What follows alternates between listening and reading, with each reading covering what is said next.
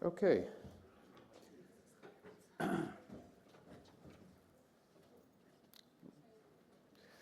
right. Hi, good evening, everyone.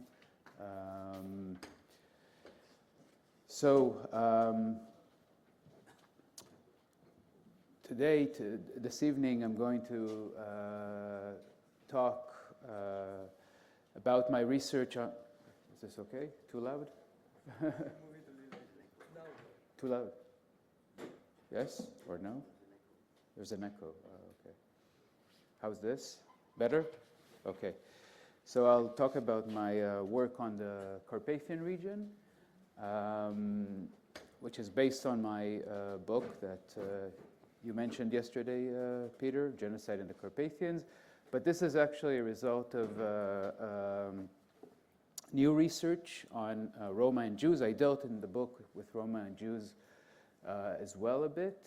And like other things in research, it was clear when I was working on this that there's much more. And then I was very happy to have an opportunity for a project that's actually collaborative.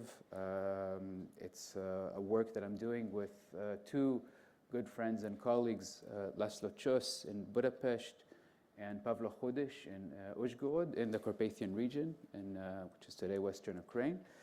And it's in the frame of a project in the Czech Academy of Sciences in Prague on Roma and Jews in the former Czechoslovak territories, that is Czechoslovakia of the 1920s and 30s. So this is a good opportunity, again, if you were here last evening, you saw these maps, which are, by the way, I think I forgot to mention last evening that they're from the Historical Atlas of Central Europe by Paul Robert Magocsi, which is a terrific historical atlas. It just came out, the most recent, I think, 4th edition. Really, really terrific historical atlas with great summaries and very detailed maps. So again, Central, Eastern, and Southeast Europe before the Balkan Wars, World War I, and the wars after 1918 until about 1922-23. And what interests us is the area in blue, the two shades of blue, which is the Austro-Hungarian Empire, and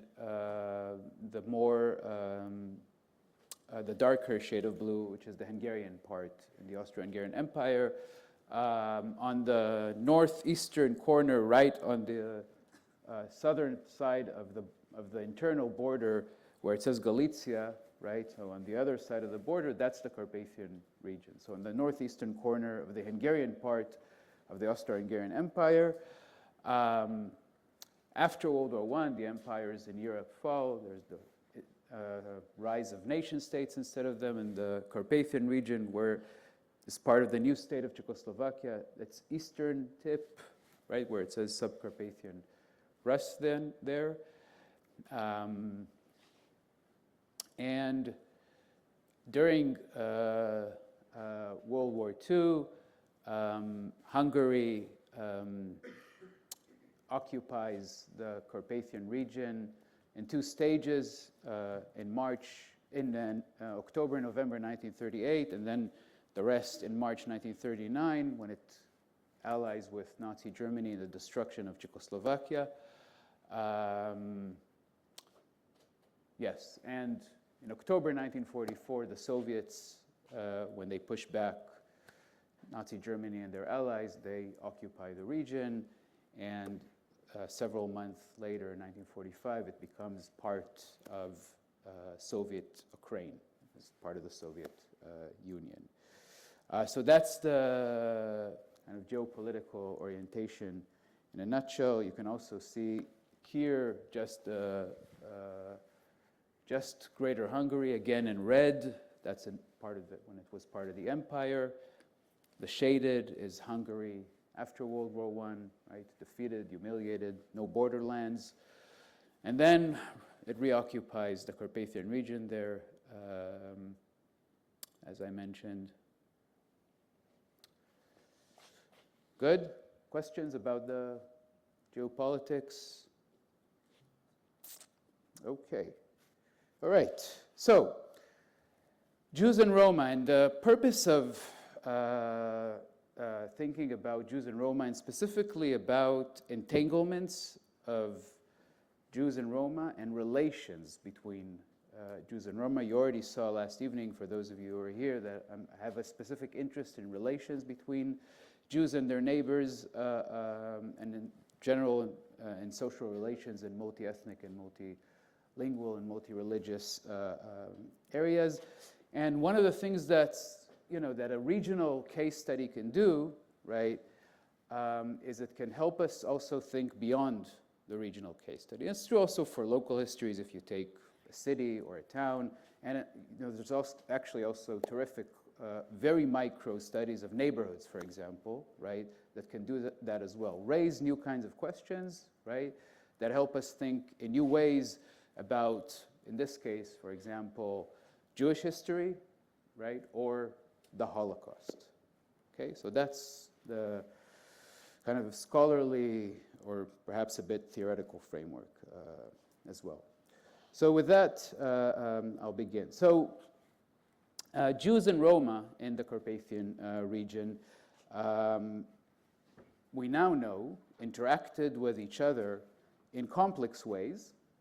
And the problem is that few traces remain of these histories, which actually they stretch from the time before World War I and all the way until actually after World War II and the occupation, the Soviet rule of the region. Now, these histories remain blurred today because Roma in the Carpathian region, in the past and in the present, have received actually almost no scholarly attention, right? And Roma in general, by the way, it's not a field of study that a lot of people work on, right? Histories of Roma.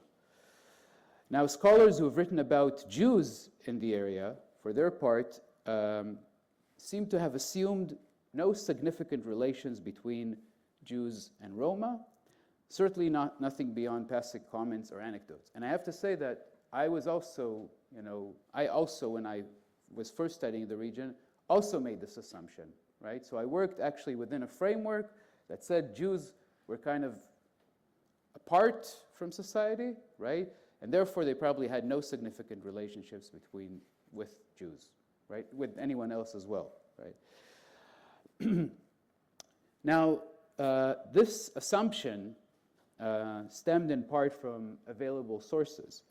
So for instances, interviewers who collected testimonies of Jewish survivors from the region for the Shaw Foundation collection, the Spielberg archive, rarely asked about Roma, right? So they just didn't ask, and therefore, in many cases, survivors had nothing to say about this because they were not asked. While the Carpathian Roma genocide survivor testimonies in the Shaw Foundation, and the Shaw Foundation also holds actually testimonies of more than 1,400 Roma genocide survivors from across Europe, their testimonies usually offer more information on relations between the groups, but the testimonies of Roma from the Carpathian region, of course, are much few and far between in relation to the testimonies of Jews. They're significantly shorter, and they really demonstrate what historian Ari Yoskovich has recently argued in a very important book on Roma and Jews, Reign of Ash, very, very important book. He writes the following, and I quote Yoskovich, perhaps the only case the Shaw Foundation testimonies, right? He says, is perhaps the only case where one victim group controls such a large percentage of the testimonies that bear witness to the fate of the other. By this, he means that we have the Shaw Foundation archive, which is an archive created primarily for the purpose of collecting testimonies of Jews, right? But it also holds the largest collection of testimonies of Roma about the Holocaust, right? But in an archive about Jews, right? So there's, and basically in large part, This is one of the key issues that Joskovich deals with in his book.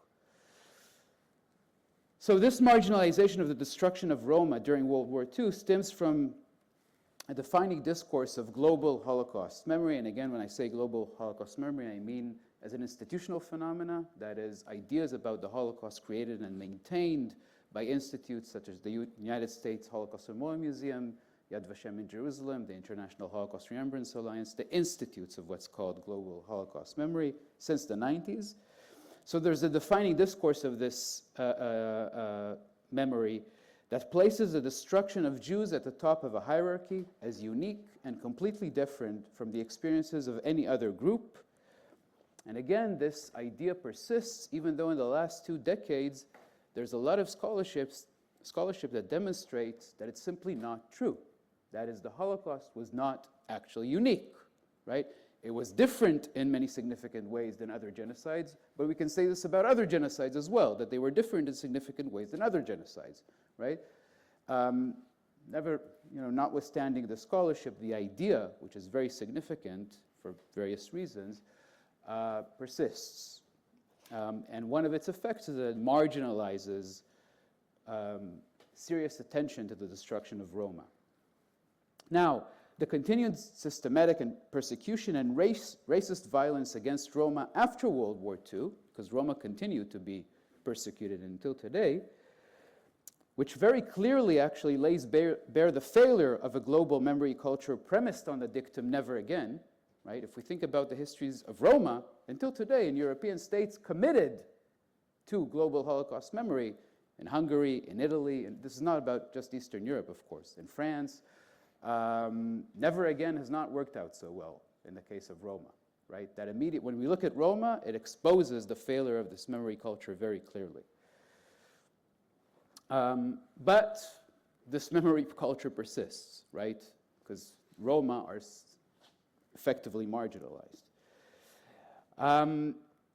And the marginalization of Roma and their continued persecution may have in fact strengthened this hierarchy of the Holocaust as unique, since global Holocaust memory reflects the idea that Jews play a special role in Western identity, right? While Europeans have, for more than 200 years now, placed Roma in relation to non-white groups, completely foreign to the West.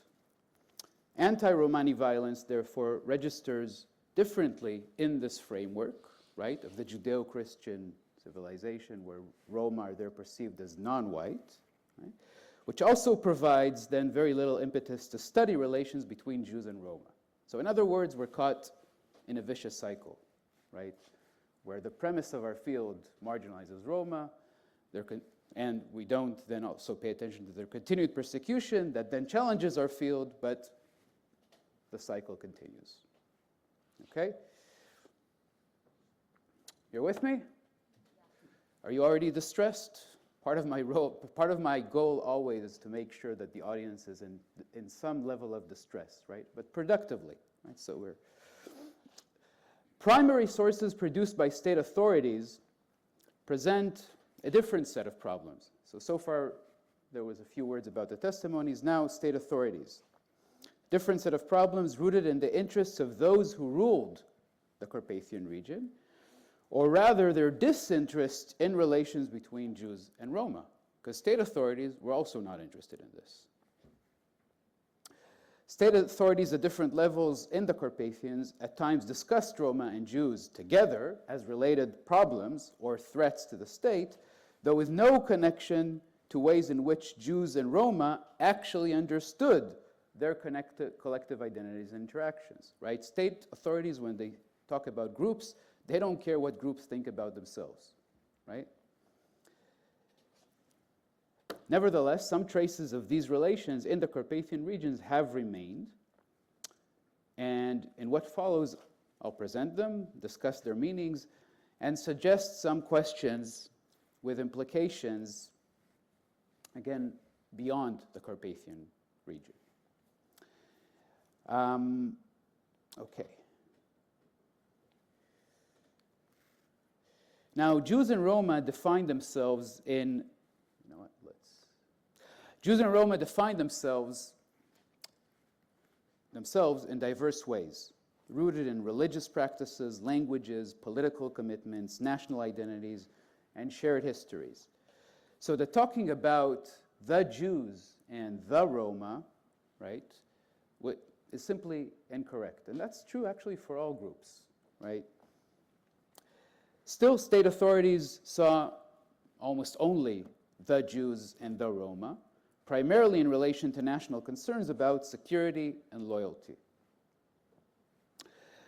So the 1893 Gypsy census in the Hungarian kingdom, and whenever I use Gypsy as derogatory today in English, almost always, when I use it here in quotation marks, it's because of the Hungarian original, Cigano. So that's why I use Gypsy when I use it here.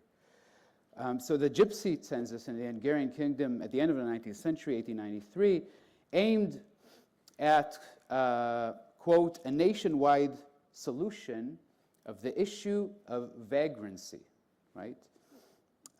And the question of the settlement of the vagrant gypsies, right? The wandering gypsies. But the authorities themselves actually, right, they wrote this in the rationale for the census, but they themselves defined 90% of the Roma that they had counted as settled, including those in the Carpathian region, right? At the time, this was part of the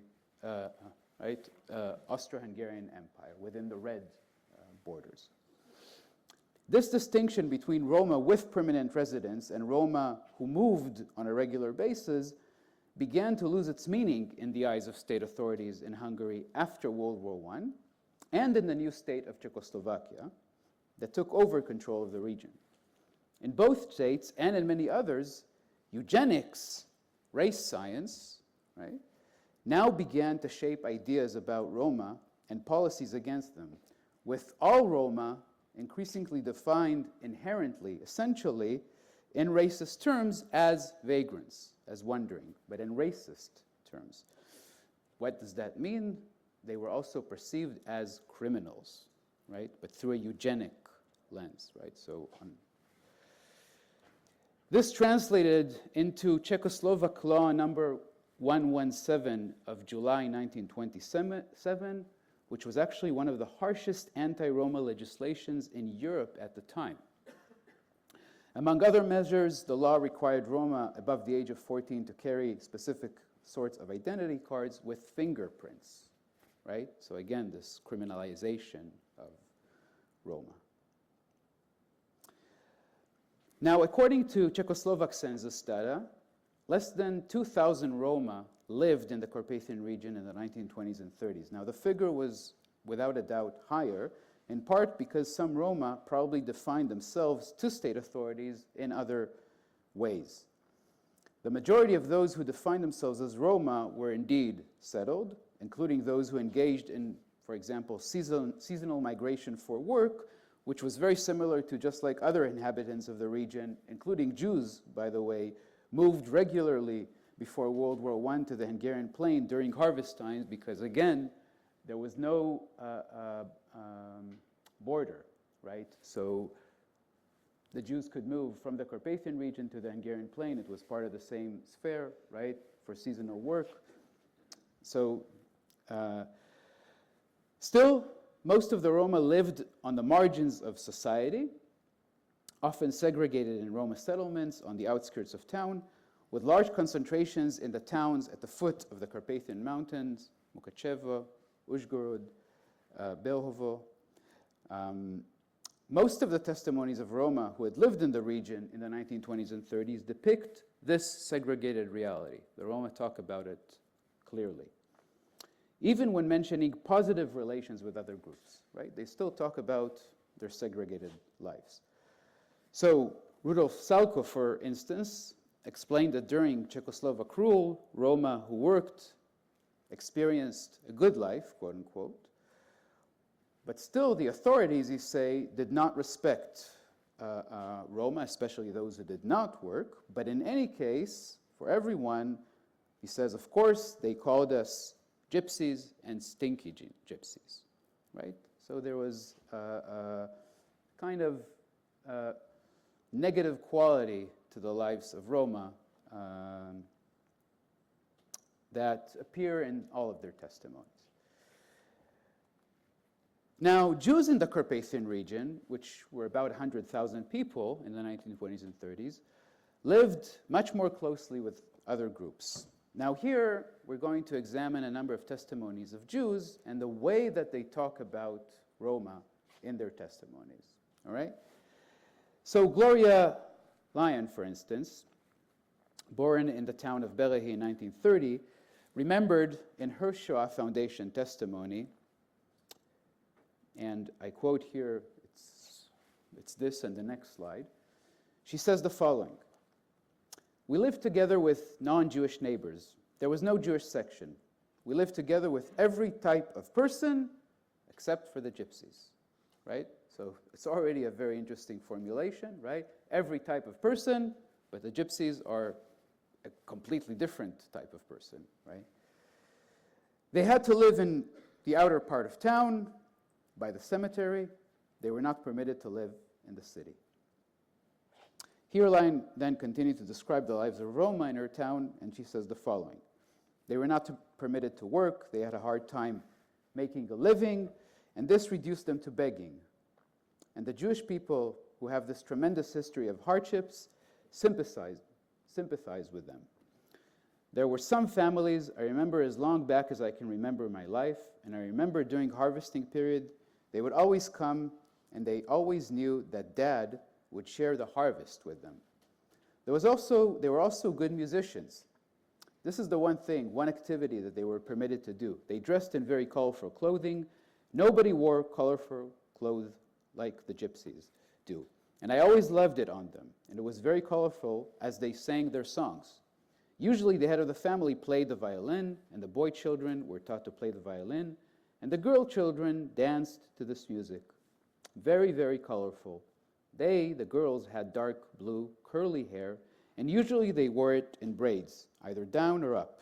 They seemed very good-natured. They, of course, were reduced to stealing because during the winter they came upon hard times when they could not go and beg for food. Here, at this point, Lyon paused for a couple seconds, and then she motioned with her hand that she would actually now like to move on. That's it. That she's described the Roma, and she'd like to move on. And she says, "May I tell you a little bit about some of the other activities?" The Roma thereafter completely disappear from her story, right? And the interviewer, Yvonne Walter, does not ask about them at all. That's it. They came up, as you saw, the interviewer did not ask about Roma, but Gloria Lyon described the Roma.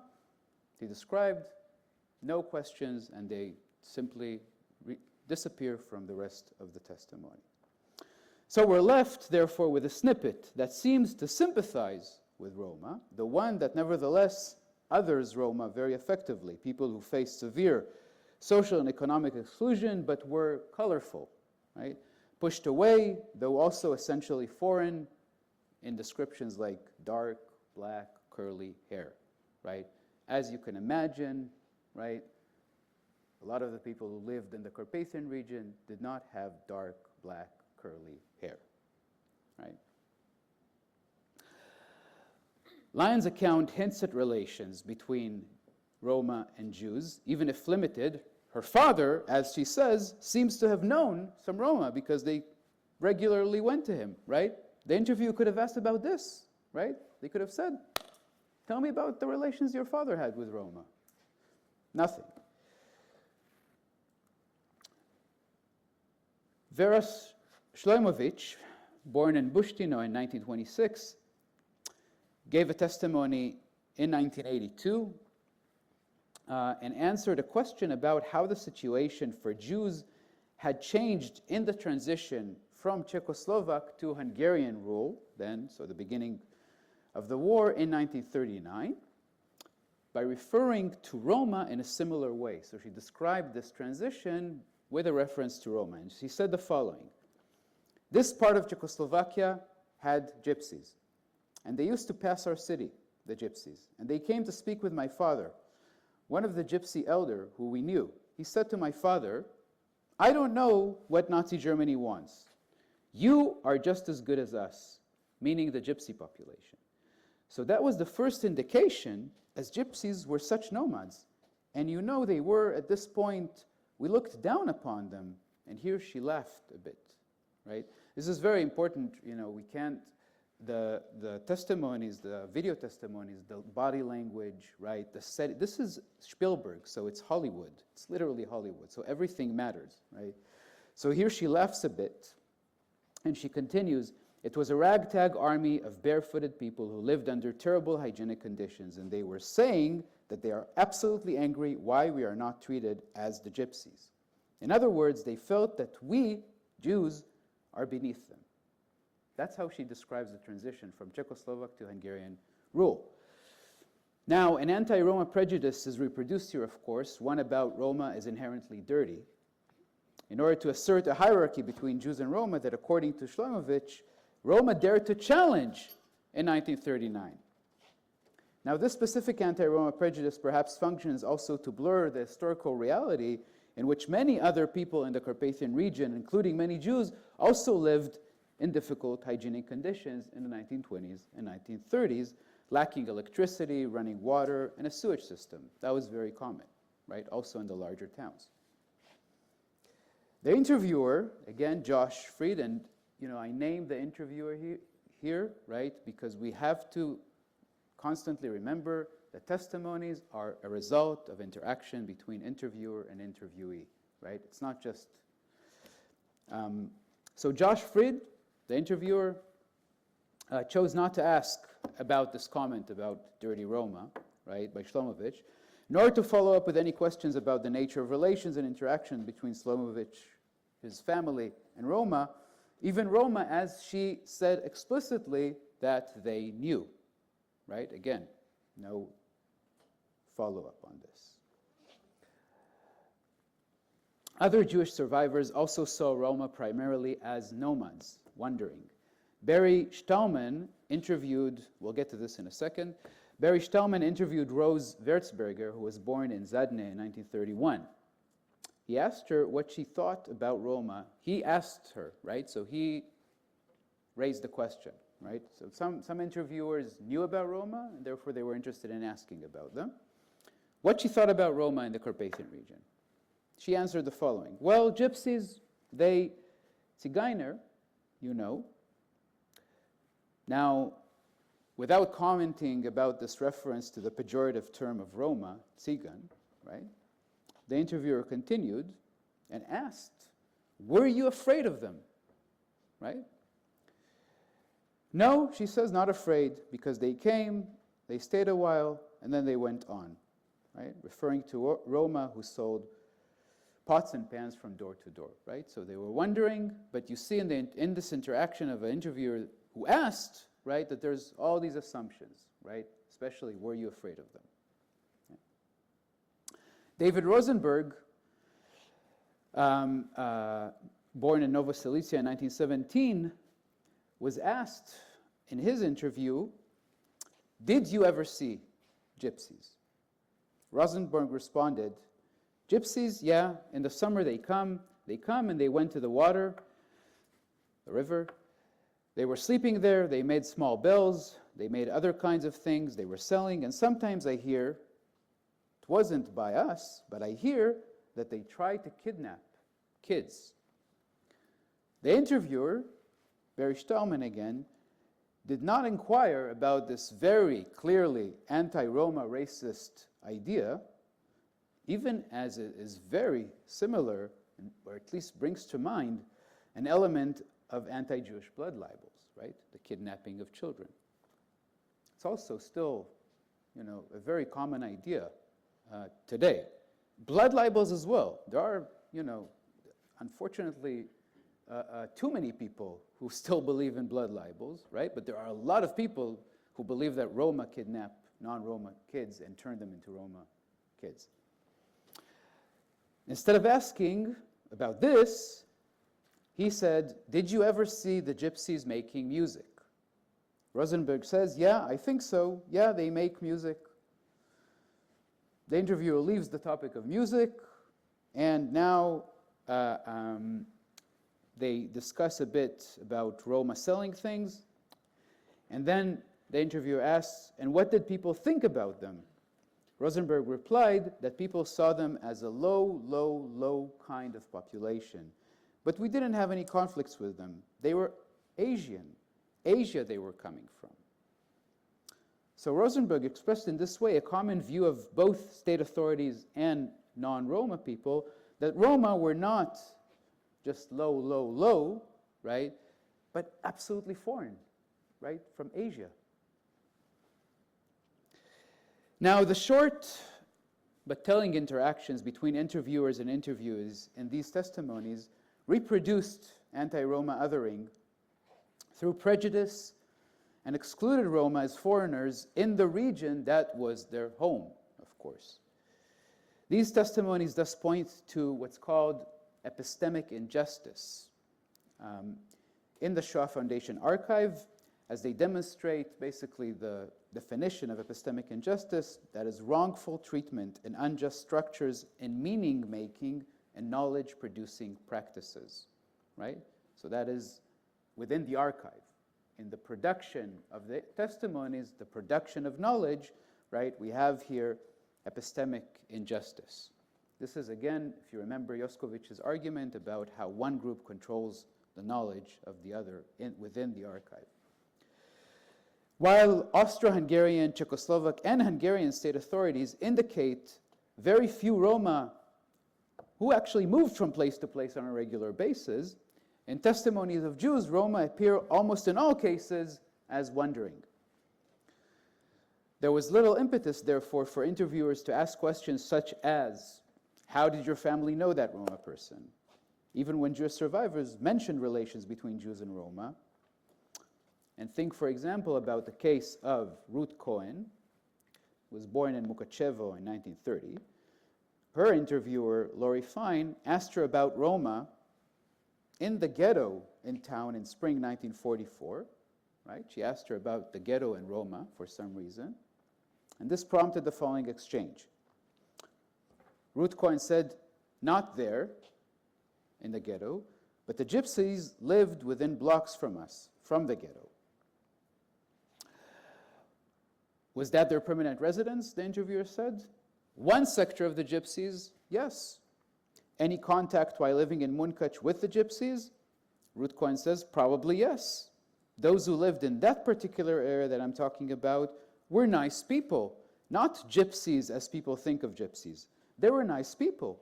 I don't remember what contact we had with them, but I remember having contact with them, right?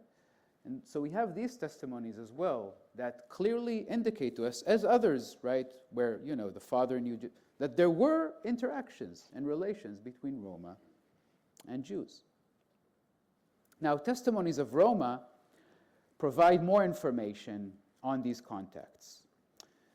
Kalman Sabo, who was born in Bełchowo in 1934, said, quote, "The Roma people and the Jews lived hand in hand, like brothers.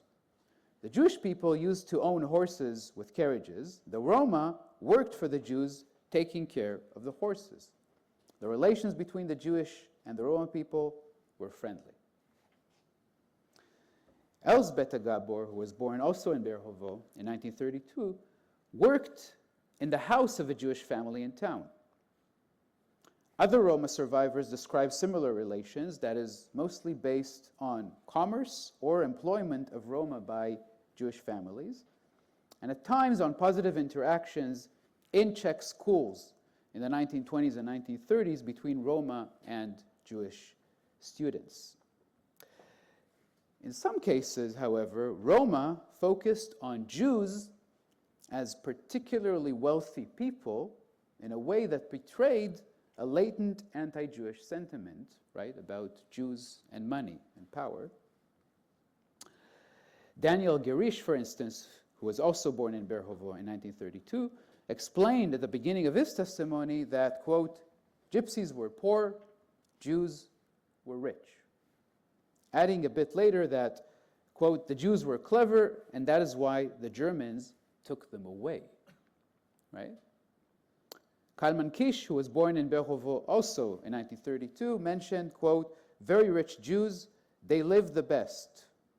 Now, the interviewer was actually the person, Ilya Stellenberg, who framed the conversation in this way when he asked, were Jews richer than gypsies? The interviewer asked this in this way.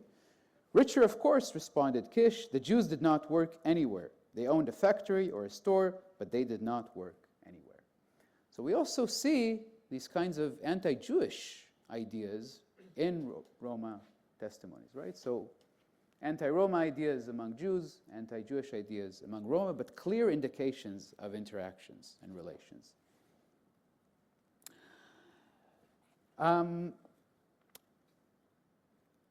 Now we're moving into the war period. So this was a bit to give you a sense of the testimonies about life before the war. Now we're moving into the war. So again, this becomes part of Hungary. Now Hungarian authorities, occupying authorities in the region between 1938 and 1944, linked anti-Roma and anti-Jewish ideas in the exclusion, discrimination, persecution, and violence against both groups. These attacks commenced immediately following the Hungarian entry into the regions, with efforts to push Jews and Roma across these shifting borders in what remained of the Czechoslovak state initially. So if we go back just a second to, So as you can see, that when you look at the Carpathian Rus there's this little strip of land between borders. This was the first territory that the Hungarians occupied, together with southern Slovakia, and then the rest of the Carpathian region in March 1939. And in between, there was a small period of a Carpatho-Ukrainian autonomous region, right? Can't go into it right now, but there was this shifting borders in this several months between October 1938 and March 1939, when Hungary destroys the region and occupies it. In this time, everyone tried to push Roma and Jews right across these shifting borders. No one wanted them there. This violence left thousands of people stranded for weeks and months in terrible winter conditions in what it called no man's lands. And that's actually a common experience until today of forcibly displaced people caught between borders, as it were. Yes. Reports by the Kasha branch of the National Central Alien Control Office of the Hungarian state in November and December 1938, so in these winter months, detail the arrest and expulsion of hundreds of Jews whom Czech authorities and Slovak authorities tried to push across these new borders. We also have forces of this autonomous area, the Carpathian Ukrainian autonomous area, who also pushed hundreds of Jews, right, or tried to push them into Hungary. So on one side, we have Czech, Slovak, and Carpathian Ukrainian authorities viewing Jews, for instance, as Hungarians and trying to push them to Hungary, right, saying you're Hungarian or Hungarian speaking, you belong there. On the other side, we have Hungarian authorities seeing Jews as Czechs or Slovaks, right? And in all cases, therefore, everyone is seeing Jews and Roma, right, as unwanted people, right? Not here, just there in these shifting borders. Some of these reports mention the expulsion of Roma as well, as I mentioned, such as a report dated 12th of December that lists 7 Roma families, 40 people altogether, who the Hungarian authorities deported from Kasha on 13th of November.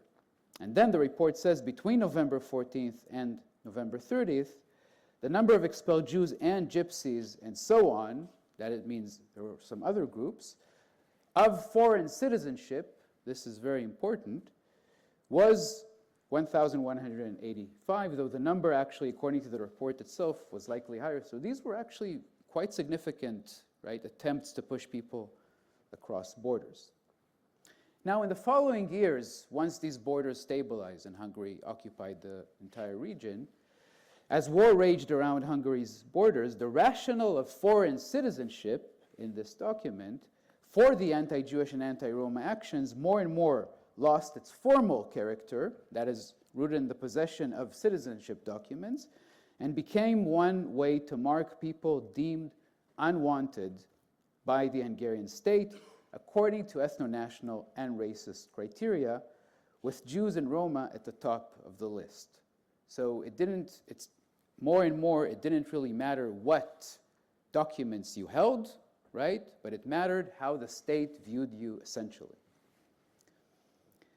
In June 1939, right after the stabilization of these borders, the Ministry of the Interior, the Hungarian Ministry of the Interior, defined all Jews in the Carpathian region, all of them, right, about 100,000 people, as, quote, suspicious elements who are problematic from a political and economic perspective, right? Which means that, you know, when a state defines people in this way, and it's hardly just history, right, and people say, well, this is dangerous, right, it is really dangerous, right? The chief constable of the town of Nagy-Kapus, for example, defined the essence of this suspicion in December 1940 by requesting regulation of wandering gypsies and adding that a similar regulation is needed with regard to wandering Jews.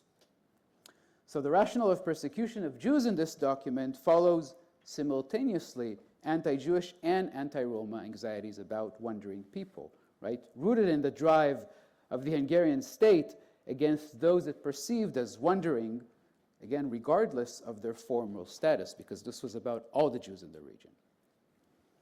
Hungarian authorities in other places proceeded in similar ways. The municipal committee of Dniepro-Pozsony counties, for instance, in the western part of the southern Slovak area, discussed, quote, the general solution of the gypsy question in May 1941. The Hungarian authorities there suggested policies against all Roma without any distinction, specifically the forced ghettoization of Roma to designated closed areas, right? So the Hungarian authorities were already playing with ideas, right, of what to do with all Jews, all Roma. So now we come to the summer of 1941, and we have large-scale mass deportations from the Carpathian region. This is Hungary, right? Allies of Nazi Germany, but this is a Hungarian state violence and state project. So large-scale deportations of around 20,000 Jews and probably hundreds of Roma from the Carpathian region to Galicia on the other side of the border in July and August 1941, immediately following from this exclusionary right view of the Hungarian authorities. Explaining his plans for the deportations, the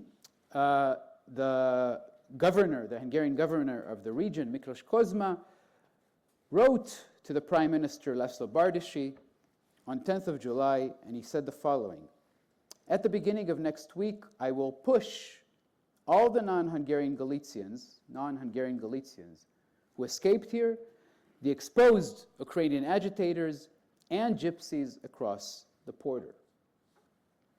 Now, tellingly, Kozma seemed to need to rationalize the violence against Jews by describing them as non-Hungarian Galicians. That's Jews in this document. Whereas violence against Roma require no clarification, right? So Jews are non-Hungarian Galicians, and this is rooted, by the way, in a real history that the majority of Jews in the region did come throughout the 19th century from Galicia, because again, there were no borders. It was all part of the Austro-Hungarian zone, and they migrated in search of better employment, right, or better living conditions, which is what humans always do, right? And they settled in the Carpathian region, but because there was no border, many of them never actually settled their Hungarian citizenship, right, their residency in the territory, even though their families had lived there since the 19th century. Árpád Falvi, who was the prefect of one of the big counties in the region on the western end, Ung County, in the town of Ungvel, reported to the Ministry of the Interior on the phone a few days after Kozma's letter to the Prime Minister on 16th of July, using more conventional language, saying, "It is a matter of common knowledge that His Excellency Kozma is removing Jews of non-Hungarian citizenship from Subcarpathia to the north, and is using this occasion to cleanse Subcarpathia from wandering gypsies too." According to the report, furthermore, His Excellency Kozma drew Prefect Cimenfalvi's attention to the fact that it would be a good idea for him to initiate a similar action in Ung County, especially because these gypsy caravans would probably escape from one region, the northern region of Subcarpathia, towards the southern region, towards the cities like Ungvel. In that territory, again, he continues, there are approximately 500, but no more than 1,000 gypsies who could now be gotten rid of. However, he, Cimenfalvi, would not like to act without the consent of his superiors.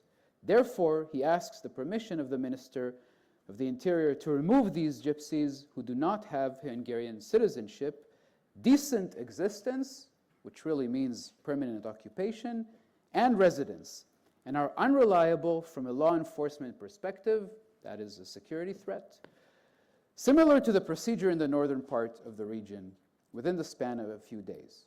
So there is different parts of the region, right? Kozma was the governor, but he controls mostly the northern part of the region, right? That you saw, not the small strip of land that was initially occupied. That was immediately annexed. Kozma controls the northern part, right? But he wants the authorities on the southern strip to follow him, right? This report confirms that Roma were included in the mass deportations, at least in the northern part, right? However, no testimony of Roma from the Carpathian region mentions these deportations, right? They're not mentioned in the testimonies. Now, this may be a result of the very small number of testimonies of Roma from the region, as I said. This may also indicate that the Hungarian authorities actually deported only a small number of Roma because they gave priority to the deportations of the Jews. And hence, in some areas, again, more on the southern strip, it may be that the Hungarian authorities did not actually deport Roma. And maybe the testimonies that we have of Roma are especially from those areas. This may explain testimonies such as the one, for example, by Mikola Teifel, who was born in Mukachevo in 1921, and he said in 1941, he says explicitly, Roma were not troubled. But in 1942, in October, they took me to the army, which is a forced recruitment to the Hungarian army of Roma. In any case, the language of Kozma's correspondence with Bardoshi and Cimenfalvi's report indicate that by summer 1941, the Hungarian authorities had come to see both Jews and Roma as essentially wandering, non-Hungarian, and therefore dangerous. A district notary in the region wrote on 9th of August 1941, for instance, that, quote, "The Jewish elements are a national danger," calling on the foreigners' authority, that we saw the report before, to proceed with the deportations of all Jews from his town, right? So we also see these kinds of initiatives from below, where authorities from below, and clearly the deportations from the Carpathian region were actually an initiative first of Kozma, of the governor himself. So we also see other initiatives from below, right, where authorities are asking authorities higher above them, right, we should get rid of all of these people. Now, in the testimonies of Jews, they talk about these realities. Bessie Zelikovich, for example, who was born in 1927 in a small town very close to the Czechoslovak-Polish border, described this exclusionary view from the perspective of the victims in relation to the deportations of summer 41, and he says the following: "Lots of Polish Jews were living in Hungary, and they never became Hungarian citizens. These were the non-Hungarian Galicians in Kozma." Continues, so the deportations were really to expel them. He says that. But our family, the grandfather and the grandmother, were born in Hungary before World War I. No one in the family was Polish, but we were not reliable. That's what they told us, because we were living close to the border with Poland. Now, in some cases, the gendarmes, which is a kind of countryside police, which were the key perpetrators of this mass deportation campaigns, when they reached a town for the deportations, Jews, as you see, understood, they knew about this discourse of non-Hungarian citizenship. So they came out to the gendarmes, many of them who had resident citizenship papers, and they said, we are citizens, we are Hungarian citizens. The gendarmes tore their citizenship papers. In some cases, they actually burned them. There was like a performance of burning them, tearing them up, which then turned these Jews into what? Non-Hungarian, right? Now, the Hungarian authorities stopped these mass deportations in mid-August, after a bit more than a month, because the German authorities in East Galicia, this is July, August 1941. In June 1941, Nazi Germany and their allies, including Hungary, invade the Soviet Union. So in East Galicia now, we have Hungarian and German army. But mostly the Germans in East Galicia, they refused to allow the continuation of the deportation of Jews and Roma. Having just begun to engage in systematic mass murder of Jews and Roma in East Galicia as part of their attack on the Soviet Union, right? This is the beginning of the mass shooting of Jews on the Eastern Front, the Einsatzgruppen mass murder campaign. The German occupiers objected to the prospect of receiving more Jews and Roma into their territories, right? Indeed, this anti-Jewish and anti-Roma violence in Hungary, which was a Hungarian project, unfolded well before the Nazi final solution assumed its European-wide genocidal dimensions only in the spring of 1942, and before the intensification of the mass murder of Roma in Galicia, also in 1942 by the Nazis. So it's important to understand that when the Nazis were murdering Jews on the Eastern Front, right, in that summer and fall and winter of 1941, 1 million Jews, right, they were murdering these Jews because they saw them as an integral part of the Soviet state. And the aim of the Nazi invasion was to destroy the Soviet state, the arch enemy, the ideological enemy of the Nazis. At this point, they did not yet decide what to do with all the Jews under their control, right? In Paris, indeed, in Berlin, in the Warsaw Ghetto, and so on. Not clear yet to the Nazis what they're doing with these Jews, but the Soviet Jews are an integral part, Judeo-Bolshevism, right, of the Soviet enemy. Therefore, when the Hungarians start to deport, that is, the Nazis see the Jews as real enemies. They don't see Jewish civilians, right? There are no civilians in Nazi eyes. Everyone. Therefore, when the Hungarians now, their allies, without any coordination, start to deport Jews behind fast-advancing German army lines, what the Nazis are seeing is more enemies behind their lines, right?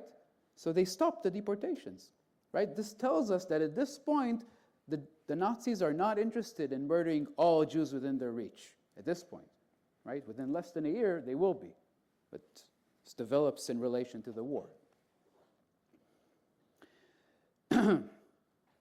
Most of the Jews caught in the summer 1941 deportations, almost 20,000 in the region, found a cruel death at the hands of Ukrainians, and mainly in the Kamenets-Podolsk mass killing by German Einsatzgruppen units and their accomplices at the end of August 1941.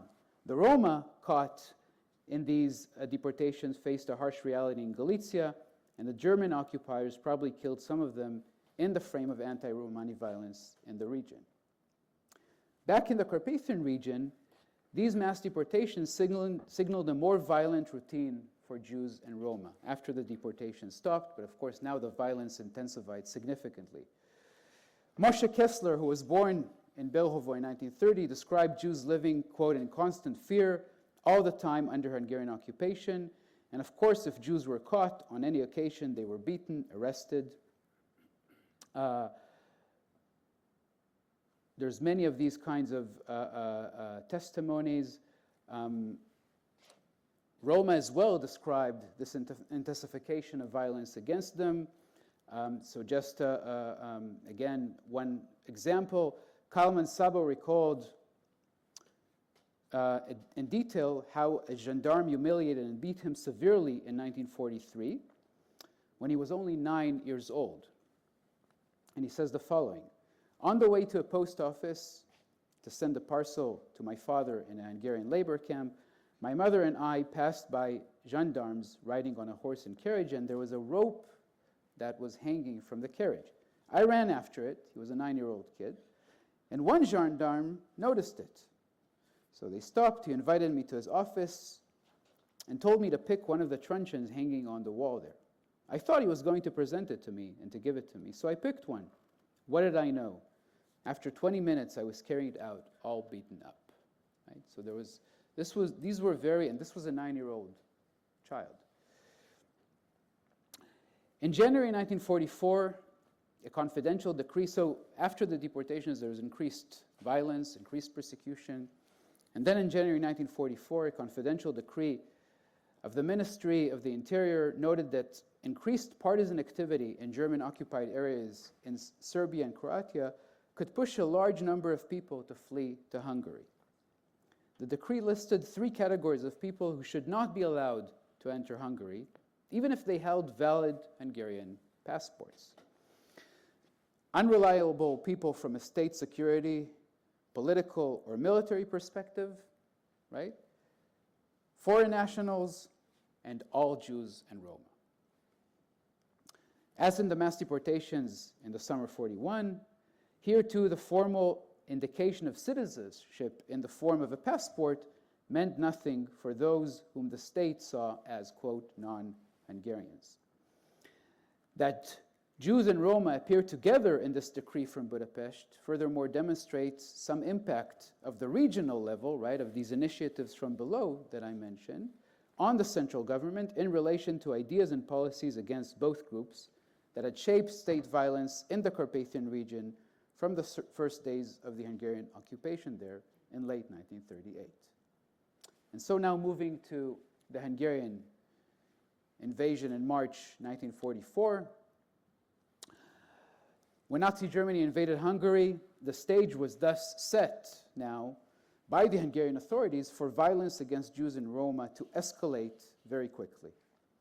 Nazi Germany aimed primarily to put an end to attempts by Hungarian leaders to leave the Axis alliance. That's the reason that they invaded, because the Hungarians were trying to negotiate a separate deal with the Allies before the arrival of Soviet troops. So they were trying to talk to the Western Allies.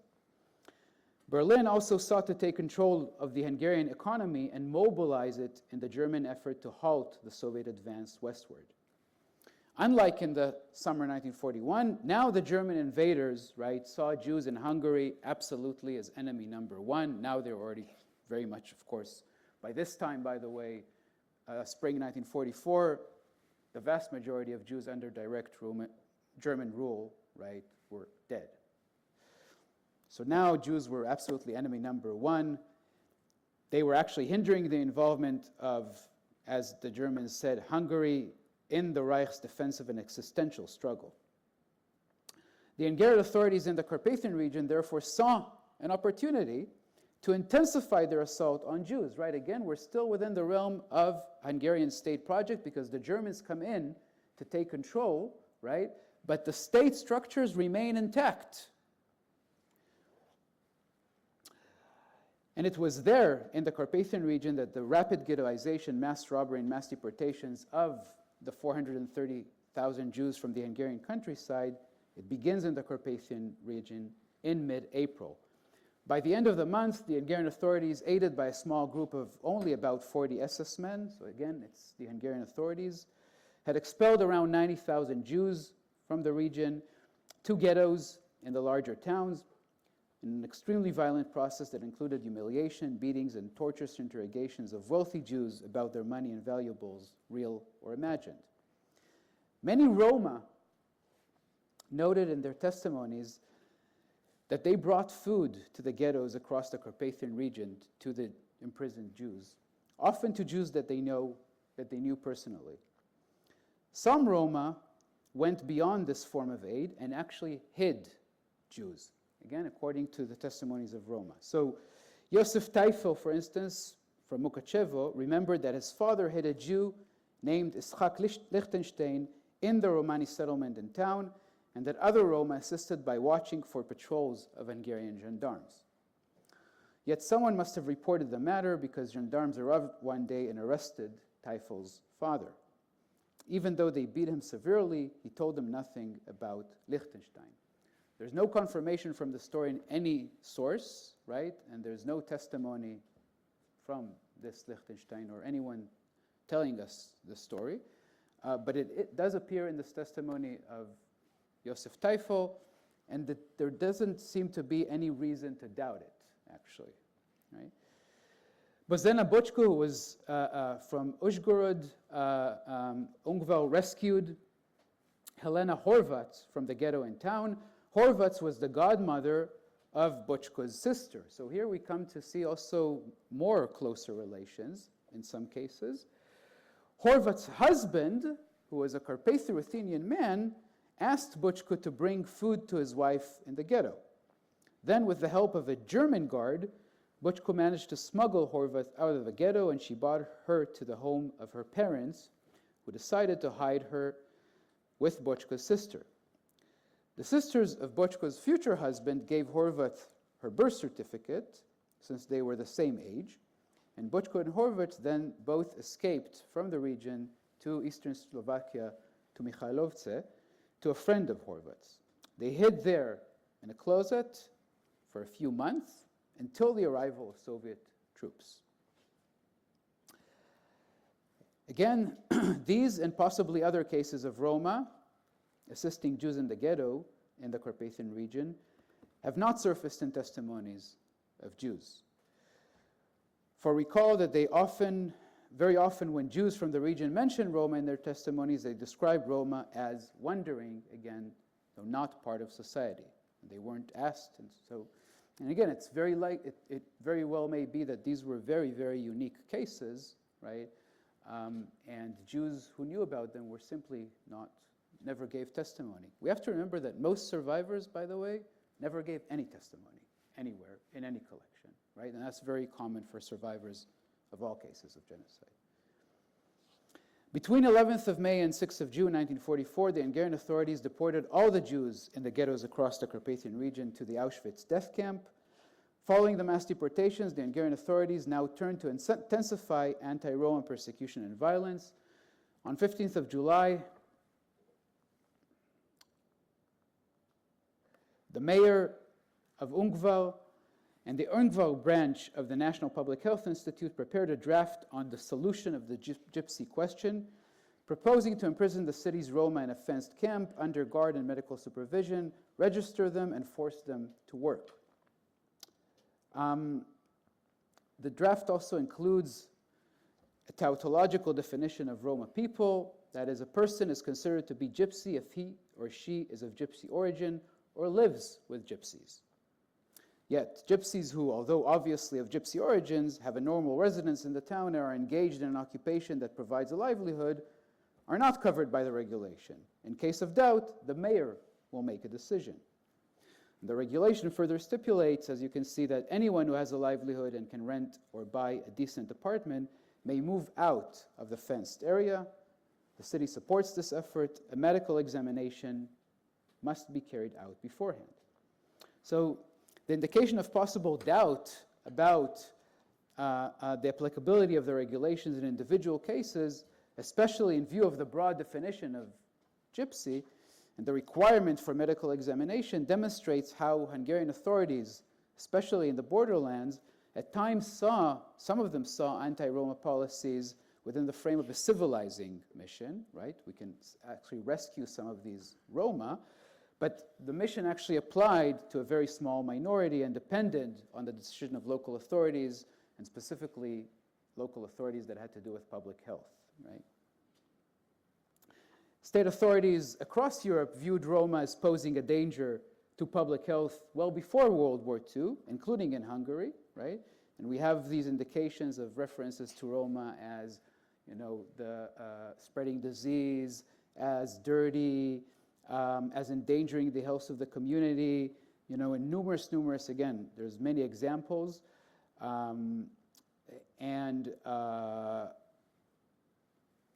Therefore, the involvement of the local branch of the National Public Health Institute in this draft on the solution of the Jewish question in Ungval stemmed from this entrenched anti-Roma racism, which has furthermore, of course, persisted well after World War II until the present, with particularly harsh implications, unsurprisingly, during the COVID-19 pandemic.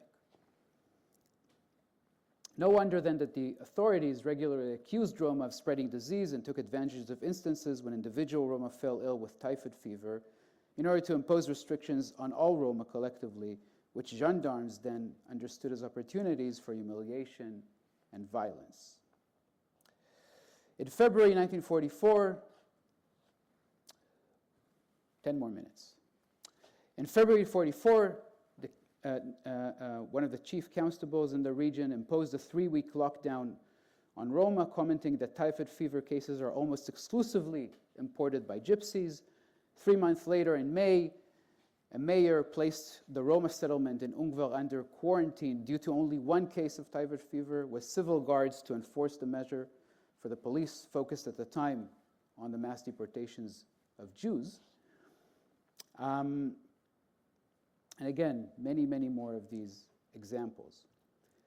Hungarian authorities in summer 44 thus followed what had by then become standard procedure on the solution of the Gypsy question, as formulated in this draft, meaning transforming Roma settlements into ghettos by surrounding them with fences, forbidding Roma from leaving them without permission, and intensifying the humiliation and violence against Roma.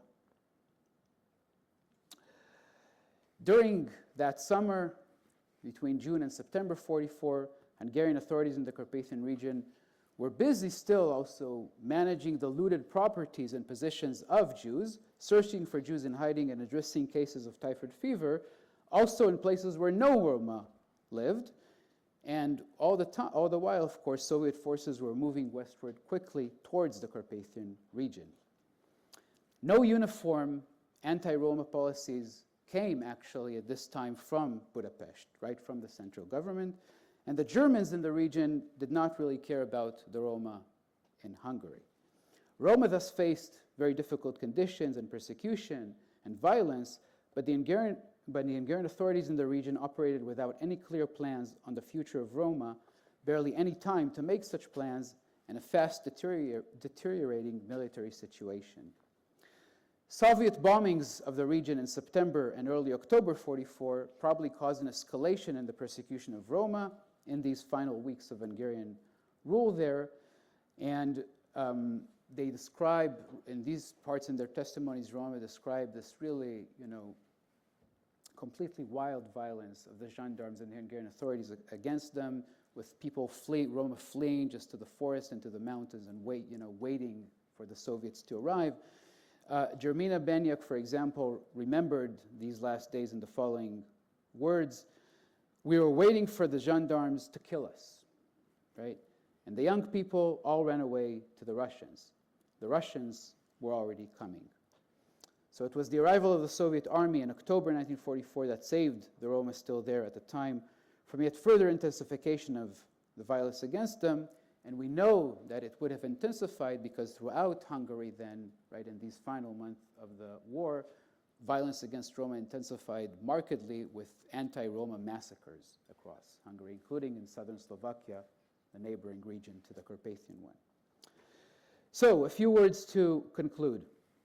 The examination of Roma and Jews in the Carpathian region before and during World War II uncovers relations between the two groups and uncovers entangled history in 2 ways. First, the Shaw Foundation testimonies reveal these relations, while survivors from both groups reproduced in their accounts about the other racist images, they also spoke about sites of interactions. If Jews only hinted at them, Roma tended to elaborate more, especially on connections formed in the context of commerce or employment. In both cases, Shaw Foundation interviewers did not ask further about these relations, yet another indication of the extent to which they were poorly trained, but also perhaps a reflection of their assumption that there were no relations between Roma and Jews. Cases of Roma rescuing Jews in the region in the spring of 1944, even as Roma, again, themselves faced persecution and violence, also point to these relations. And all this confirms the old insight that the archive is an institute of knowledge production rather than simply a place that gathers information, right? A methodological discussion that has nevertheless yet to receive sufficient attention in Holocaust scholarship.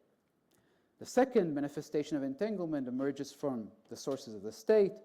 They often framed both groups in the Carpathian region as problems together and used similar as rationale for exclusion, persecution, and violence, viewing Jews and Roma increasingly more as foreign and dangerous in the context of the war. Hungarian authorities also attacked both groups in related ways, at times simultaneously, as in the summer 41 deportation, and at other times separately, usually Roma after Jews. Looking at the entangled history of Roma and Jews before and during the war, thus sheds new light on the complex set of events and processes that together we call the Holocaust, both on the view of state authorities and the perspectives of the people and societies that they targeted. The kind of exclusionary nationalist violence that Roma and Jews faced in Hungary during World War II has not, of course, ended with the defeat of Germany and its allies. Indeed, it continues to define the nation-state system until today, which defines many people constantly as foreign, as wandering, as dangerous, as not belonging, also in racist terms. And many Roma, of course, continue to experience discrimination, racism, and various forms of state violence, also in Hungary, until today, of course, where state leaders have furthermore expressed really venomous ideas against Roma in relation, specifically now, of course, to migrants and forcibly displaced people, and enacted exclusionary policies against them, specifically in this past decade. And all this, in the language of Hungarian authorities today, also expressed in many cases with explicit anti-Semitic language, right? And this is a country that's allegedly committed to global Holocaust memory. So perhaps if we think about these historical relations between Roma and Jews in the Carpathian region, it points to possibilities of working towards different futures for everyone. Thank you.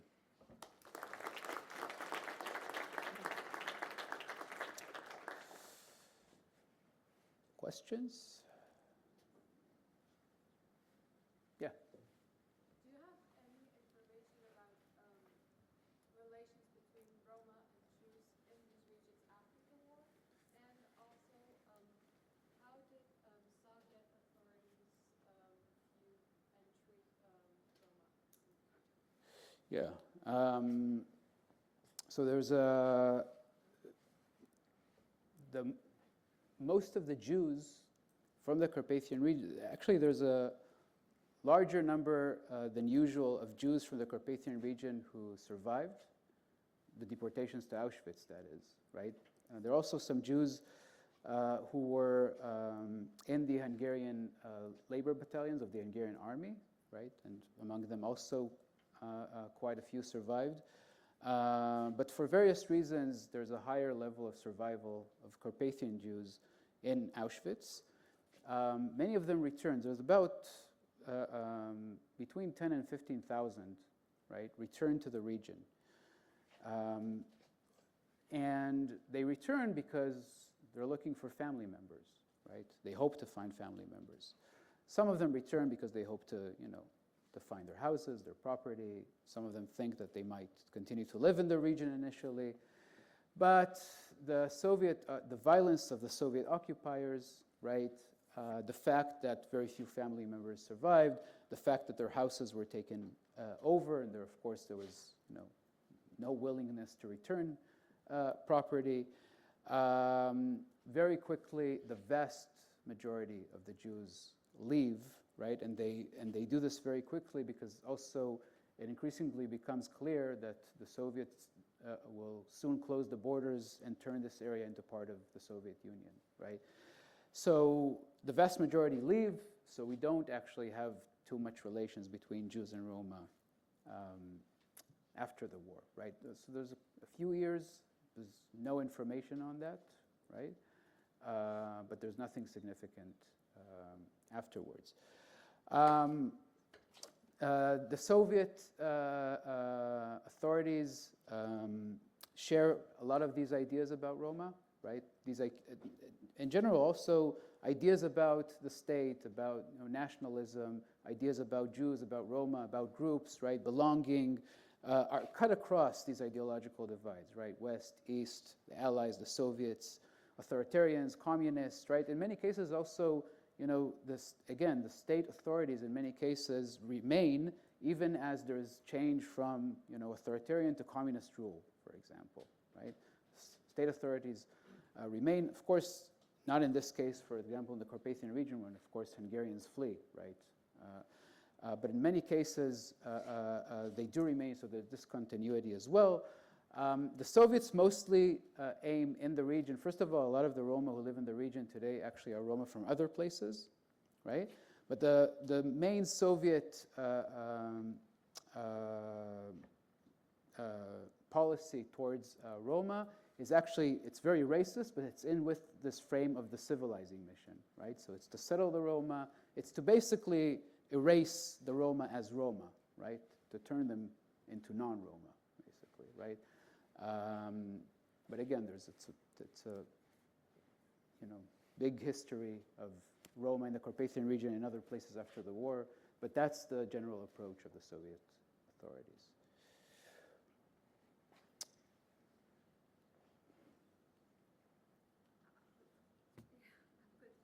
Yeah. When you were talking yesterday about the Holocaust and the fact that that there's not just one, there's several. What I hear a lot, and I would like your take on it, is that the Holocaust can't be compared to other mass murder and everything that is happening because of the numbers. Yeah, I would like your take. Yeah, this is just what. Something that I hear a lot. What did you mention that I said yesterday? That there are not one but many? No, that we have to look at. We had to think about the Holocaust as a set of events and processes. Yeah. I mean, yes, the Holocaust was indeed a very complex set of events and processes that unfolded in different ways, in different times and places, under different, state authorities or occupying authorities, right? So it's, and indeed in relation to state and occupation violence against other groups in different places. Numbers. So, I don't know. The European settler colonial genocides of the Americas, okay? That's massive numbers, right? Of course, there's a lot of different indigenous groups that were targeted and destroyed, or it was an attempt to destroy them. They were definitely decimated. But that's dozens and dozens of millions, right? If we think about, Spanish rule in South America, if we think about European, and then, of course, U.S. genocide, right? If we think about the conquest of the West, the genocide in California in the 19th century, right? Now, again, when we think about numbers, we can, there's these arguments, immediately you enter a very kind of tricky sphere of argumentation, because you can say, well, the Rwanda genocide, okay? 800,000 people, the vast majority of them Tutsi, were murdered within 3.5 months, right? Primarily killing them with machete and bullets, right? This is probably the fastest mass murder in history. Faster than at the peak of mass murder in Auschwitz, right? So does that make the Rwanda genocide unique, right? So again, when we think about numbers in different ways, yes, each case has specific characteristics. There are cases that share various elements, right? That's comparison. Comparison means that there are differences and there are similarities, right? The idea that the Holocaust is unique, which is embedded, right, in the title of this field that I'm part of, Holocaust and Genocide Studies, right, which is a very strange title to a field, right? If we all agree that the Holocaust was a genocide, then what is this title, Holocaust and Genocide Studies? It's very bizarre, right? We all act as if it's not bizarre, but it's unbelievably bizarre, right? It's a reflection of this hierarchy, right? Where the Holocaust is somehow unique, right? Absolutely unique, right? What makes it unique? What makes it unique is the need after the war to disconnect Nazism and Nazi genocide from colonial genocide, indeed, right? And the need to present a historical narrative of the late modern period as a period of progress where the Nazis are an accident, right? And Jews, of course, occupy this place in the Judeo-Christian Western world, right, that they have a unique place, right, in this world. They're foundational to the Judeo-Christian civilization, right? So this adds to the idea that the Holocaust is unique, right? And then tomorrow and on Thursday, I'll also touch on the third element of this uniqueness, because it's not just the Holocaust unique and Jews unique, it's also Israel, the Jewish state, the state of the survivors, that's also unique, right? So it's actually a triad of uniqueness: Holocaust, Jews, Israel, which becomes, when we understand it in this way, right? Now we understand the full significance of the idea of uniqueness, which is very, very significant now, right? Because it's about late modern history, it's about making the Nazis completely exceptional, it's about reaffirming the foundational place of Jews in the Western world also after the Nazis, right? And it's about Israel from its founding in 1948. Right? But we'll say more about this tomorrow and on Thursday. You often take issue with this global institutionalized Holocaust memory. And if you want to pick it a bit apart, there's a part history, there's a part memory, there's a part commemoration, and I would say there's a part of an educational aspiration to never again. Mm. Now, you engage with history and disentangle these, let's say, big stickers or big categories. Is the answer now to go for a local approach to history, memory, commemoration, and education, or would you propose just to stay with history and leave all the rest? I'm making a bit of a setup, but it's caused by These are all questions preempting tomorrow, but but that's fine. That's fine.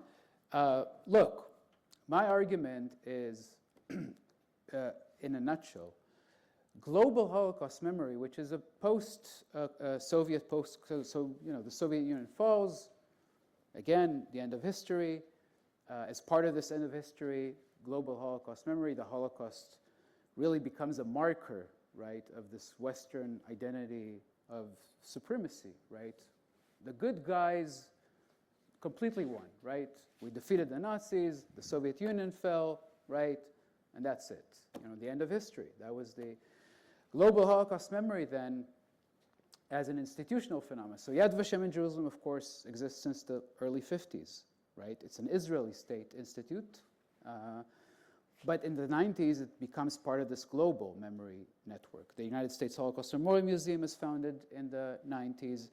And then afterwards, in the 2000s, we have the International Holocaust Remembrance Alliance, which is this organization of 35 member states, primarily for Europe, but also Israel, Canada, the United States, Argentina, Australia, I might be missing here and there, but 35 member states, right? Each state delegation is made up of diplomats and scholars and educators. But this institutional phenomena now is charged with creating and maintaining and reproducing ideas about the Holocaust, right? The chief among them is that the Holocaust is unique because it's a central ideological element, right, of this triumph of the West, right? Because otherwise, if the Holocaust is not unique, if the Holocaust is unique, right, then we can create all kinds of narrative that minimize and marginalize colonial genocide. Who perpetrated colonial genocide? Us. Big problem. So no, right? Now, the issue is that these global memory institutes, indeed, they have overlap, right? They also function, they have commemorative functions like Yad Vashem, like the USHMM. They also have educational, they work with teachers, right? They also have research arms. They provide fellowships and scholarships to students and scholars, right? So they shape research in various ways, right? Now, therefore, we see a very, and again, I'll touch on this more tomorrow, we see a very interesting phenomena that critical scholarship on the Holocaust, I mean, I'm a scholar originally of the Jewish world, actually. Once I decided that I want to study the Holocaust, right? In my head, that meant to go do a master's in Jewish history in Tel Aviv University, right? And I'm a scholar of the Holocaust, right? And I'm a Jew and an Israeli, okay? Critical scholarship of the Holocaust, no matter who does it, right? In the last decade, more and more, has become a threat to this memory culture, right? And therefore, we see all kinds of manifestations of tension, right, between critical scholarship of the Holocaust and the insistence on the idea that the Holocaust is absolutely unique and exceptional, right? And you can't compare it to anything else. Again, I'll touch on this much more now, tomorrow, and on Thursday. Now, what does that mean? Does it mean that we don't have to engage, as you asked, with memory or education anymore? No, it means that we have to change the way that we engage with memory and education, right? And again, there's much more. There's much more to say about this. I'll just say. Okay, we'll say more about this tomorrow and on Thursday.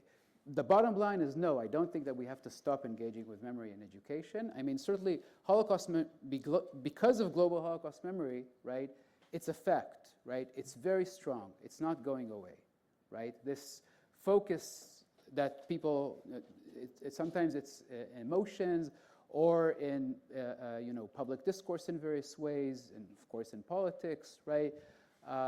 So that also means that there's an opportunity, actually, right, to do it in different ways, right? Because again, also institutes, also these institutes, it's people, right? It's not something that, runs automatically.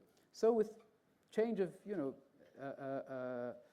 there's opportunities to change, historical studies, scholarship on the Holocaust, memory, education. Again, more on this tomorrow. Anti-Roma policy is not a centralized policy put into place by the central Hungarian government. It seems improvised on the local level with very sloppy definitions of what a gypsy really is, like the one we still have on the screen here. So do we see the same kind of local initiatives with similarly vague definitions of who the Roma are come up in different regions in Hungary, or is there a regional specificity? And even beyond Hungary, do we see the same in Romania and Bulgaria? There is absence of a central policy, sloppy definitions, and somehow simultaneously local initiatives being improvised. Would that be the picture? Not exactly. So a number of things to say about this which are important. First of all, the definitions, okay? Yes, very sloppy. I mean, it's not a definition, right? What is this, right? But I would argue that whenever we look at state definitions of this sort, think about the Nuremberg laws, the Nazi... I mean, come on. The attempt to define people in race terms doesn't work. Why? Because there are no races, right? As we know well from, very clear-cut biological research today, right? There are no races, right? So you can't actually define people in race terms. And indeed, right, especially when you think about all these cases of mixed people, right, which is the dread of the racist, right? What to do with the children of mixed couples, right? All this language of mixed. The Nazis never solved, right, what they called Mischlinge, right? What to do with the quarter Jews, with the half Jews, right? Again, we can have a whole, discussion just on the Nuremberg, on the language of the Nuremberg laws. They themselves didn't solve, what to do. And in relation to these mixed, right, half Jews, quarter Jews, right, that was also left to local authorities. And the German local authorities, right, there was no central, even though there was a long discussion about this in the Wannsee Conference, right? Large part of the Wannsee Conference was devoted to actually quarter Jews, half Jews, the parents this, the parent... It makes no sense, right? So it's just not unique only to the Hungarian case with the gypsies, right? It's a phenomena of these kinds of attempts to define people by the state. Now, yes, there are definitely differences in policies. There are differences between anti-Jewish policies and anti-Roma policies in all places, right? Anti-Roma policies in some cases are indeed much more improvised, right, or left to local authorities, but not always, right? And we do know, right, that there is definitely, we can definitely speak today about the genocide against the Roma during World War II, right? So we know that the Nazis had basically conducted a genocide against Roma. So there was actually, right, some kind of design against Roma. Different than Jews, but some kind of design against Roma. We see this also in the case of Hungary, which, again, but also an anti-Jewish policy in the Nazi case, depended on the war, right, and changed in relation to the war. Anti-Jewish policies in all places, actually, depended on the war and changed in relation to the war. So we see this in Hungary, as I said, after the Soviets march into the Carpathian region. In other places of Hungary, right, as the Soviets are pushing, right, we see an intensification of anti-Roma violence with massacres, right, anti-Roma massacres, and definitely a much more, centralized drive against Roma in these final months of the war, certainly with the fascist takeover of the Hungarian state in October 1944, right? So I would say that yes, there are, in many cases, anti-Roma policies are less centralized, are less clear, but we also see similar processes where there's an intensification in relation to the war. We definitely see cases of, we can definitely talk about the genocide against Roma in the Nazi camps. We can talk about genocide of Roma in the Hungarian case. We can talk about genocide of Roma in the Romanian case, right? So also in this, when we think about the genocide of Roma during World War II, similar to the Holocaust, we need to think about a complex set, right, of events and processes that unfold in different ways, in different times and places, perpetrated by different state authorities, occupying authorities, right? It's a mess. It is a mess, right? Which returns us to the significance of looking at these regional and local case studies, right, that help us, put together a historical picture that tells us a lot of different things about European history, about Jewish history, about history of relations between groups, that offers important, insights for comparative genocide research, and that, yes, that also more and more undermines the idea that the Holocaust, right? First of all, it raises question about what the Holocaust actually was, as I suggested yesterday and also today, but it also definitely shows us that it's impossible actually to continue engage in this discourse that the Holocaust is unique, right? We first need to understand actually, that's part of my argument, right? We don't fully understand actually in a way what the Holocaust was. And we don't understand it because of this idea that it's unique, right? So we've disconnected it, for example, from state violence, from Hungarian state violence. The Holocaust in Hungary is only after March 1944. The vast majority of the story that I told you today, right, is not part of the Holocaust at all, right? But it is, right? Also the Roma.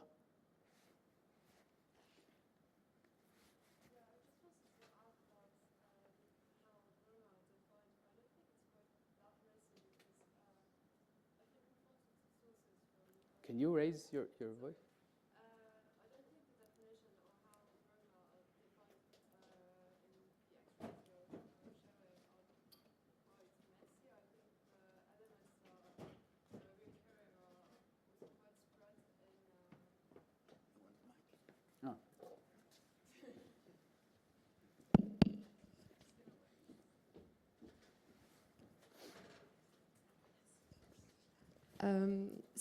What I wanted to say is that the definition of or how Roma are described in your sources are not that different regionally, and they're quite systemic, because now I have in front of me an article that's kind of an ethnographic description of Roma, and the elements that you've shown here reoccur. So it's not really academic, but the stereotypes are always systemic.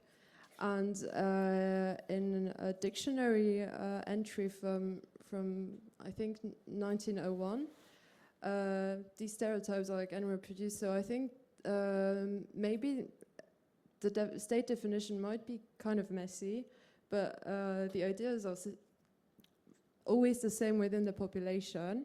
Mm-hmm. And as for the Roma genocide in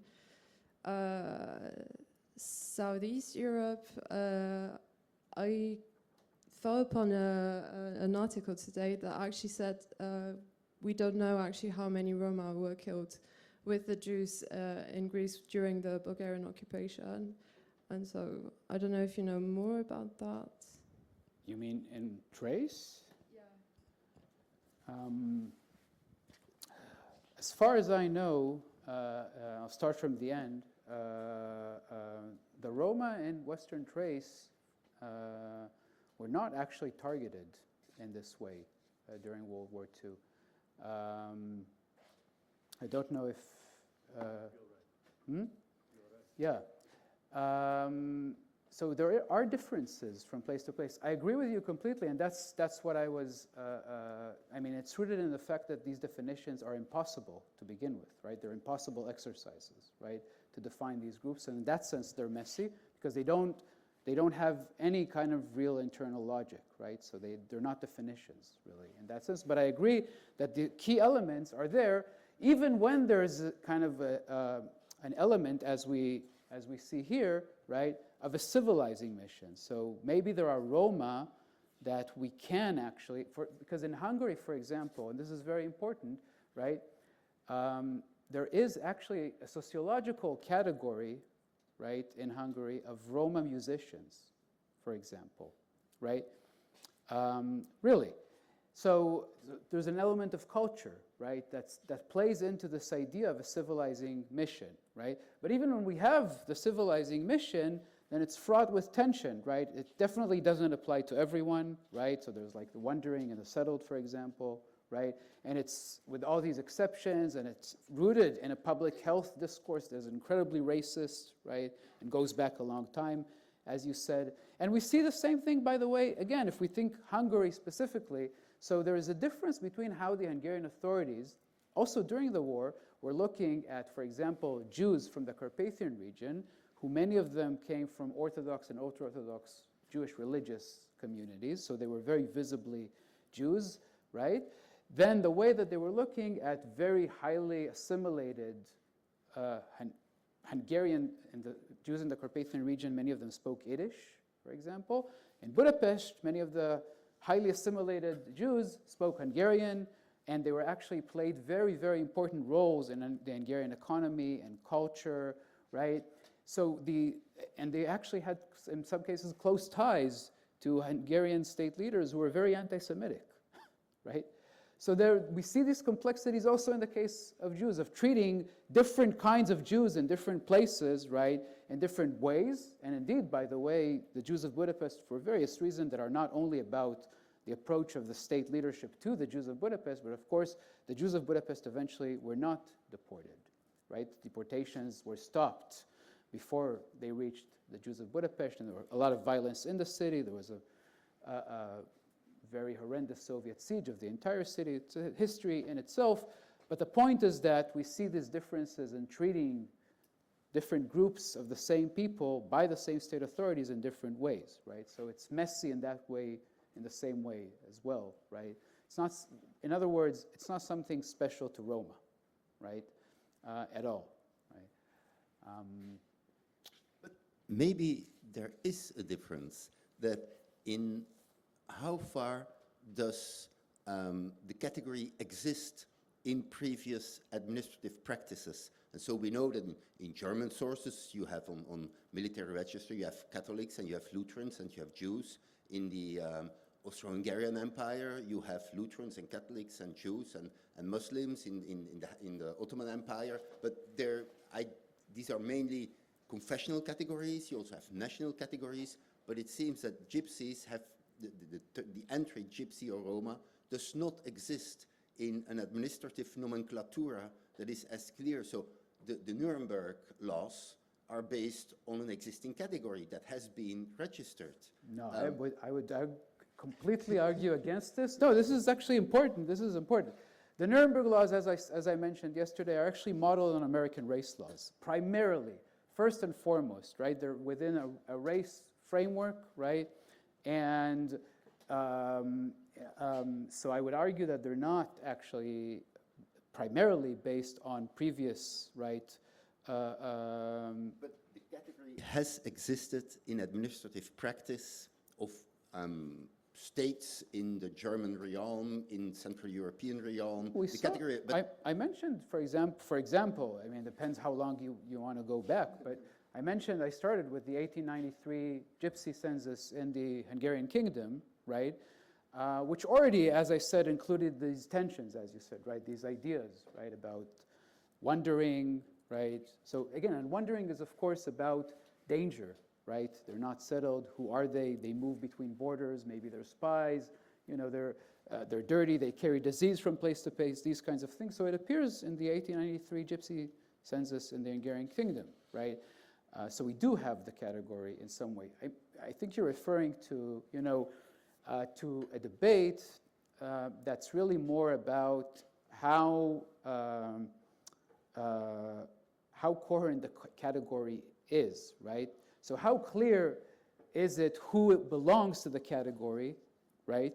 As we see here, I mean, it's not, you know, there are all kinds of exceptions, right, of who is a gypsy and who is not.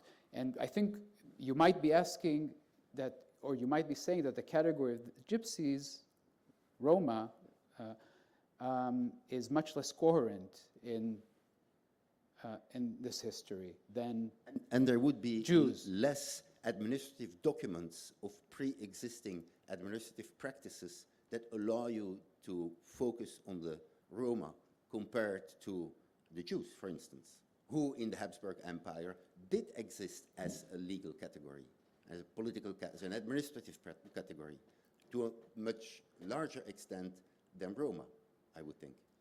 Yes, and of course we do have we do have also, you know, it's not always clear if we're talking about Roma primarily in the documentation of the state, also in the past, in relation to, for example, ideas about criminality, right? But as I said, we can't understand ideas about criminality outside of eugenic language, right? So they, you know, it's not just, you know, criminality and we put them, you know, as criminals. It's criminality in a very specific, you know, history of eugenics. Yeah, go ahead.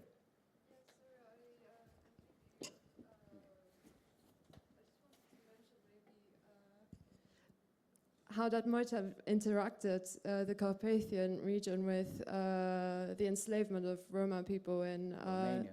yeah, in Romania, but in I think it's Wallachia, so it's other principalities at the time. But I think the question is kind of out of context here. Which question? No.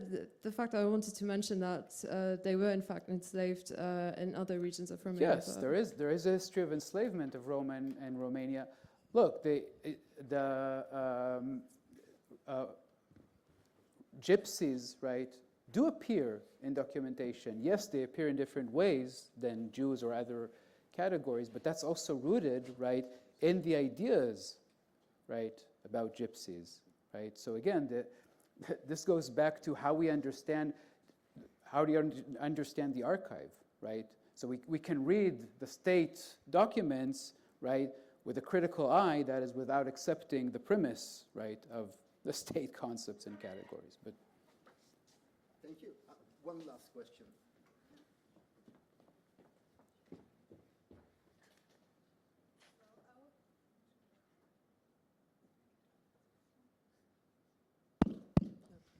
I was wondering, one of the main arguments used in the persecution of Roma is that they are unsanitary, lazy, not working, so not contributing to active society.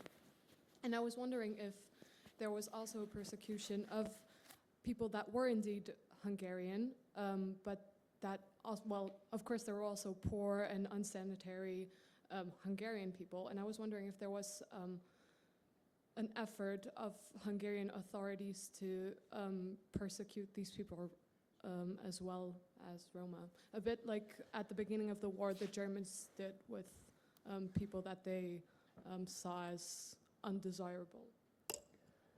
No, those are two different things. You're talking about the Nazi euthanasia campaign, the mass murder, the first Nazi mass murder of those defined by the state, the Nazi state, as mentally and physically disabled, right? That's what you were talking about at the end. Yeah, but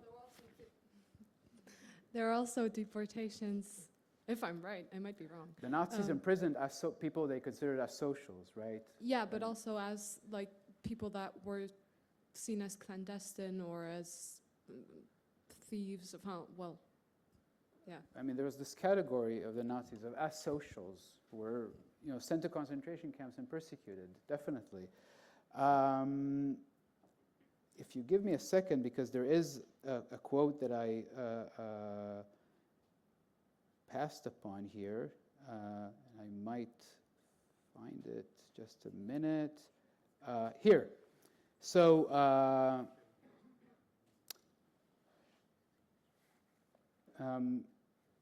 in October 1942, the mayor of Belixas, instructed, there's a organization that's called the Hungarian Norma. It's a relief for poor people organization, right? And he instructed them to list exactly what you mentioned, non-Roma, right, who were people who were poor or without a home, who were living in Roma settlements, right, in Belixas, in the town. So he instructed the Hungarian Norma Poor Relief to assist in making sure that they removed, right, from the Roma settlement. And he said the following. He said, "I attach very great importance to the implementation of my order from the point of view of public health, public safety, and the preservation of the Hungarian race," right? But it's important to say that, again, we see, and yes, we see in relation to Roma, much more difference, right, in local authorities. So this person, right, said, we have these non-Roma people, according to however way he defined them, right, who are living in Roma settlements because they're poor or they have no home or whatever it is, right? Which indeed happened quite a lot, right? He said, from this point of view, this is incredibly dangerous, right? Because who knows what can happen, right? We'll get all this mixing, right? So we need to quickly remove them, right? And but in other cases, there were other kinds of, viewpoints, even in the Carpathian region, right? So yes, there is the category of Roma, right? Even when it assumes these clearly eugenic, racist terms, right? Remains, it's treated differently by the authorities. And indeed, the priority in the deportations of summer 1941, for example, of the Hungarian authorities are the Jews, right? The priority of the Hungarian authorities when the Germans come in, when there's a renewed opportunity for the persecution of removal of Jews, are the Jews. Only afterwards they turn to the Roma, and then again, they are so engaged still in the possession of the Jews that they had deported, right, and finding Jews in hiding and so on and so forth, and of course the advancing Soviet army. So they don't pay, there's no central design from Budapest, right? So the persecution is much more messy, right? And the category is much more flexible. So yes, there are, I'm not, I hope that it's very clear that I'm not saying that everything is the same. Quite the contrary. I'm saying that we need to understand these complexities, right? These differences, but also these connections and similarities. And specifically, we need to understand, in this case, and no one asked about it, but the relations between Roma and Jews. Again, the society that was actually attacked and targeted as a society, right? Thank you very much. We meet again tomorrow and Thursday. Thank you.